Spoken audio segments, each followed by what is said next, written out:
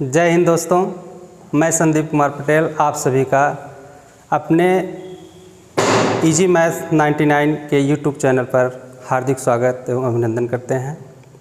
जैसा कि दोस्तों कल हमने आप सभी को अपना परिचय दिया और अपने चैनल का परिचय दिया और आप सभी से कहा गया कि अगर आप लोग वनडे एग्ज़ाम की बेहतर तैयारी करना चाहते हैं और आपको एक बेहतर चैनल की तलाश है तो बेहिचक आप हमारे चैनल को ज्वाइन करिए। अगर आपको बेहतर लगे, अच्छा लगे तो लोगों में शेयर करिए और सब्सक्राइब करिए, लाइक करिए, कमेंट्स करिए जो भी प्रॉब्लम हो। और मेरा ये पूरा प्रयास होगा कि जो मैं आपको कह रहा हूँ वो करके दिखाऊं। और इसी के साथ हम स्टार्ट करते हैं। और हमने कल ही आपको बता दिया था कि हम परसेंटेज से अपने लेक्चर यानी वीडियो की शुरुआत करेंगे। तो हम इसलिए परसेंटेज को पहले स्टार्ट करना चाहते हैं क्योंकि अर्थमेटिक में यदि हम परसेंटेज के टॉपिक को बेहतर और अच्छे तरीके से तैयार कर लेते हैं तो उससे संबंधित हमारे अन्य सभी टॉपिक लगभग लगते हैं, मिलते जुलते रहते हैं और जिसका कहीं न कहीं प्रयोग होता ही रहता है परसेंटेज का। तो इसलिए हमने ये निश्चय किया कि सबसे पहले परसेंटेज को ही शुरुआत करेंगे। तो चलिए हम लोग प्रतिशत को एकदम बेसिक से और जीरो से स्टार्ट करेंगे और आप लोग देखिएगा। और ये कोशिश रहे कि जब भी आप हमारे वीडियो को देख रहे हों आपके पास कॉपी और पेन ज़रूर हो।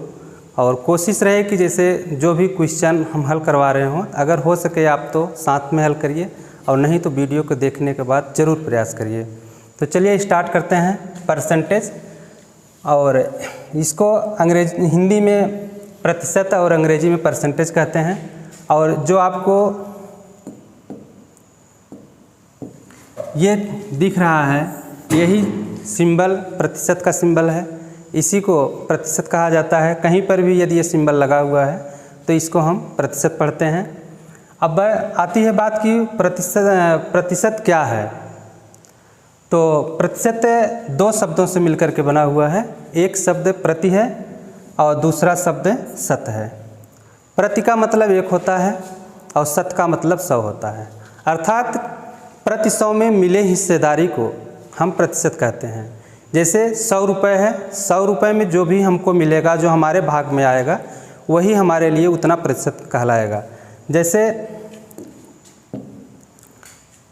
100 रुपये है और इस 100 रुपये में से अगर हमको 30 रुपये मिलता है तो ये हमारे लिए यही 30 रुपया जो होगा 30% हमारे लिए कहा जाएगा। अगर 100 रुपये है कोई चीज़ उसमें से हमको 40 मिलता है तो यही हमारे लिए 40% होगा। अर्थात कि जैसा कि आप लोग देख रहे हैं लिखा हुआ है कि प्रति 100 में जो भी हिस्सा हमको मिलेगा वही प्रतिशत कहलाता है। तो हम आगे स्टार्ट करते हैं और आप लोगों को दिखाते हैं। तो जैसा कि हमने कहा कि ये जो सिंबल होता है, ये जो सिंबल है इसी सिंबल को हम लोग प्रतिशत बोलते हैं। और ये सिंबल जिस भी अक्षर या संख्या के साथ लगेगा हम लोग उसके बटे 100 लिखते हैं।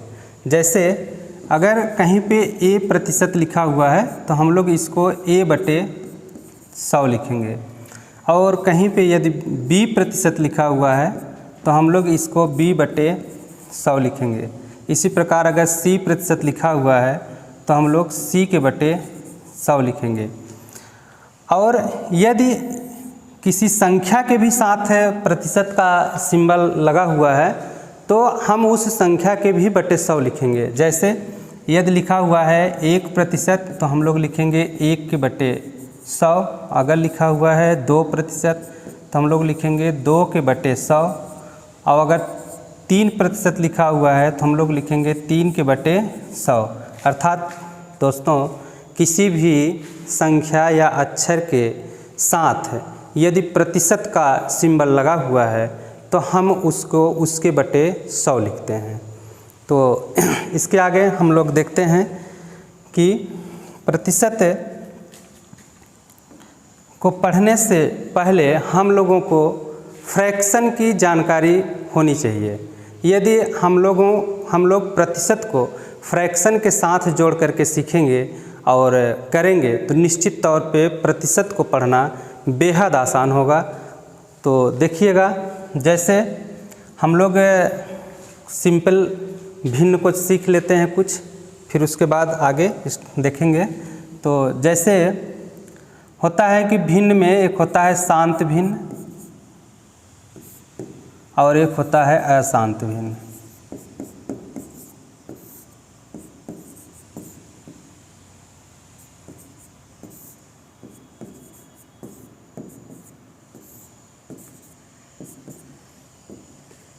अब बात आती है कि जैसे हम लोग कैसे जानेंगे कि कौन सी भिन्न शांत है और कौन सी भिन्न अशांत भिन्न है। तो इसको हम लोगों को छोटी क्लासों में बताया गया है कि यदि किसी भिन्न के अंश को हर से भाग दिया जाए और वो पूरी तरीके से विभाजित हो जाती है तो शांत भिन्न होता है, और यदि विभाजित नहीं होती है तो अशांत भिन्न होती है। अब बात आती है कि अगर छोटी संख्याएं हैं तो हम लोग तो उसको भाग देकर या देख करके ही बता लेंगे कि ये शांत है और ये अशांत है। लेकिन अगर बड़ी संख्या आ जाती है तो उसके लिए क्या करेंगे? तो हम लोग उसके लिए भिन्न को देखने के लिए कि शांत है का अशांत है, इसका यह एक पहचान है कि किसी भी भिन्न का जो हर होगा, भिन्न जैसे होता है P/Q, P/Q के रूप में जो लिखा जाता है इसी को हम भिन्न कहते हैं, परिमेय संख्या कहते हैं। और इस परिमेय संख्या को पहचानना कि यह शांत परिमेय संख्या है कि अशांत परिमेय संख्या है, इसको पहचानने के लिए जो भिन्न का ऊपर जो होता है उसको हम अंश कहते हैं और अंग्रेजी में हम इसको नॉमिनेटर कहते हैं, और हर को हम डिनोमिनेटर कहते हैं। और हम लोग शांत और अशांत को पहचानने के लिए देखेंगे कि यदि भिन्न का जो डिनोमिनेटर है, यदि डिनोमिनेटर का पावर 2n के रूप में हो या फिर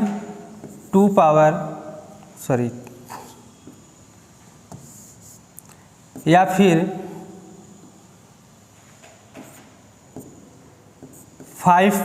के रूप में हो या 2n इंटू 5n के रूप में यदि डिनोमिनेटर है तो वह शांत भिन्न होगा।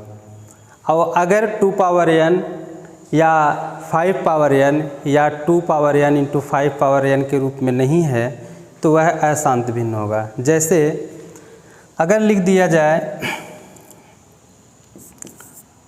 5/125 अर्थात 5/125, और ये हम देखा जाए कि पूछा जाए कि ये शांत भिन्न है कि अशांत भिन्न है, तो इसको देखने के लिए सबसे पहले हम लोग क्या करेंगे कि इसको जो इसका डिनोमिनेटर है, इस डिनोमिनेटर को देखेंगे कि ये 2n के रूप में है कि 5n के रूप में है या 2n इंटू 5n के रूप में है कि नहीं है। यदि इस रूप में है तो निश्चित तौर पे यह शांत भिन्न होगा, और अगर इस रूप में नहीं है तो वह अशांत भिन्न होगा। तो हम लोग देख लेते हैं कि यह शांत है कि अशांत है। तो ये 5 हम लोग 125 को घात के रूप में चेंज करके देख लेते हैं। तो पहले हम इसका गुणनखंड कर देंगे तो ये हो जाएगा 5 × 5 × 5, 5 × 5 = 25, 5 × 125। तो यहाँ पे हम लोग देखें कि ये हो गया 5/5 तो यहाँ पे देखा जाए तो हम लोगों का ये मैच कर रहा है इससे, यानी कि 5n के रूप में है। यदि 5n के रूप में है तो ये शांत भिन्न है, और अगर 5n के रूप में नहीं होता तो यह शांत भिन्न नहीं होता। जैसे अगर ले लिया जाए कि 10/8 या 18, तो अब यहाँ पे हम लोग देखेंगे कि क्या यह शांत भिन्न है या अशांत भिन्न है। तो हम लोग क्या करेंगे, इसके डिनोमिनेटर का गुणनखंड कर देंगे, और इसका गुणनखंड करने के बाद उसको हम घात के रूप में लिखेंगे। यदि 2n या 5n के रूप में आता है तो है, और अन्यथा नहीं है। तो चलिए करके देखा जाए। तो यहाँ पे हो जाएगा 2 दूना 2 तिहाई 6 तिरिक 18। तो अब यहाँ पे हम लोगों का बनेगा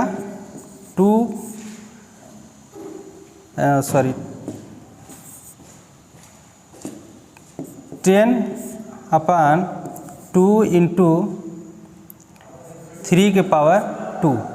अब यहाँ पे हम देख रहे हैं कि ये 2 के पावर तो है, ठीक है, लेकिन यहाँ पे हम लोगों को क्या मिला, 3 के पावर 2, जबकि हमारा नियम क्या कहता है कि वह 2 पावर n होगा या 5 पावर n होगा। अगर इस संख्या के अलावा कोई और दूसरी कोई संख्या आती है तो वह अशांत भिन्न ही होगा, अर्थात ये 10/18 जो है यह अशांत भिन्न होगा। तो दोस्तों हम लोगों ने सीखा कि कोई भिन्न यदि है तो वह भिन्न शांत भिन्न है या अशांत भिन्न है, और आशा रखते हैं कि आप लोगों को बेहद आसान लगा होगा और समझ में आ रहा होगा। और आप लोग यकीन मानिएगा कि यदि शुरुआत में आप लोगों को आसान और सरल लग रहा होगा तो इसी तरीके से आगे जो भी कुछ आएगी हमारे टॉपिक, जो कुछ भी टॉपिक आएगा वह बेहद सरल भाषा में होगा और पूरा प्रयास रहेगा कि आप लोगों को अच्छे से अच्छे समझाएं। तो आइए हम लोग थोड़ा से और देखते हैं कि जैसे कोई भिन्न है तो P/Q के रूप में यदि कोई परिमेय संख्या है तो हम लोग उसको किस तरह से किस तरीके से अलग अलग तरीके से लिख सकते हैं। तो देखिएगा, जैसे अगर A सही B/C है तो हम लोगों को छोटी कक्षाओं में बताया गया है कि हम लोग पहले C का मल्टीप्लाई इसमें करते हैं और B को जोड़ करके, अर्थात हम लोग इसको लिख सकते हैं कि AC का मल्टीप्लाई करेंगे और B को जोड़कर जो कुछ भी आता था उसको लिखते थे। जैसे 5 सही 2/3 है तो हम लोग इसको लिख सकते हैं 5×3 = 15 और 2 17/3।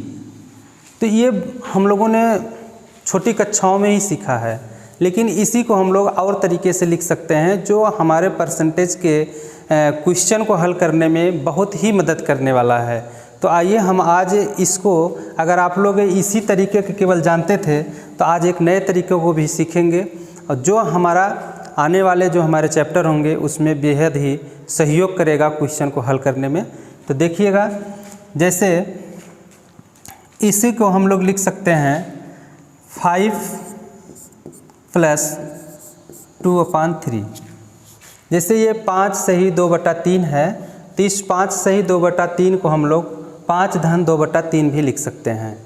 और जैसे यहाँ पे हल करके अगर आप चेक करना चाहते हैं कि नहीं ये और ये वास्तव में एक ही चीज़ है कि नहीं है, तो हम लोग चेक कर लेते हैं, देख लेते हैं। तो भिन्न का हल करने का नियम है कि किसी भी अगर संख्या के बट्टे कुछ नहीं है तो उसके बट्टे हम लोग 1 ले लेते हैं और फिर तिर्यक का गुणा कर लेते हैं या फिर उसका एलसीएम लेते हैं। तो यहाँ पे हम लोग छोटी संख्या है तो तिर्यक का गुणा करके हल करके देख लेंगे। तो यहाँ पे इसका मल्टीप्लाई इसमें कर देंगे तो 5×3 = 15 हो जाएगा, और 1 का 2 में गुणा करेंगे तो 2 ही होगा, और 3 का 1 में कर देंगे तो 3 होगा, और 15×2 = 17/3 होगा।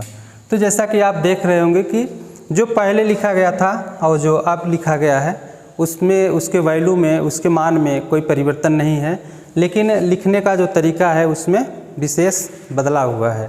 और इसको हम लोग और तरीके से भी लिख सकते हैं। जैसे लिख दिया गया 7/4, तो 7/4 यदि लिखा हुआ है तो इसको हम लोग लिख सकते हैं, एक तो लिख सकते हैं कि 4×1 = 4 और 3/4। और अगर इसी को हम लोग और तरीके से लिखना चाहें तो इसी को लिख सकते हैं 4×2 = 8 -1/4। दोस्तों हम ये आप सोच रहे होंगे कि हम लोग तो शुरुआत परसेंटेज से किए थे, लेकिन कहाँ भटक जा रहे हैं। हम लोग भटक बिल्कुल नहीं रहे हैं। हम लोग इसलिए इसको सीख रहे हैं कि ये आने वाले जो हम क्वेश्चन को हल करवाएंगे उसमें ये हमारे बहुत ही मदद करने वाले हैं। और हम जिस क्वेश्चन को लगाने में काफ़ी समय को अपने लॉस कर देते थे और हम काफ़ी गुणा भाग करते थे, जिसमें हम लोग इसी वजह से क्या होता था कि हम लोगों को उस परसेंटेज से दूरियां बनी रहती थी, क्योंकि हम लोगों को सही तरीका और सही मार्ग नहीं पता रहता है, तो हम लोग सही स्थान पे पहुंचने में काफ़ी विलम्ब करते हैं और परेशान होते हैं। तो आप लोग बिल्कुल धैर्य बनाइए, हम निश्चित तौर पे आप लोगों को एकदम सही ट्रैक पे ले चल रहे हैं और निश्चित तौर पे अभी नहीं समझ में आ रहा होगा अगर आप लोगों को कि ये क्यों सीख रहे हैं, तो आने वाले 1-2 वीडियो में आप लोग जब इसका प्रयोग देखेंगे, उपयोग देखेंगे, तो निश्चित रूप से इसकी वैल्यू आपको समझ में आएगा, इसका महत्व समझ में आएगा कि ये क्या चीज़ है। और फिर से हम वहाँ पे आप लोगों को याद दिलाएंगे कि ये क्यों बताया जा रहा था और क्यों सिखाया जा रहा था। तो आप लोग देख ही रहे होंगे कि हम लोग किसी भी परिमेय संख्या को अलग अलग तरीक़ों से किस प्रकार से लिख सकते हैं। तो आज के लिए बस इतना ही। नेक्स्ट डे के क्लास में हम इसके आगे बताएंगे। जय हिंद।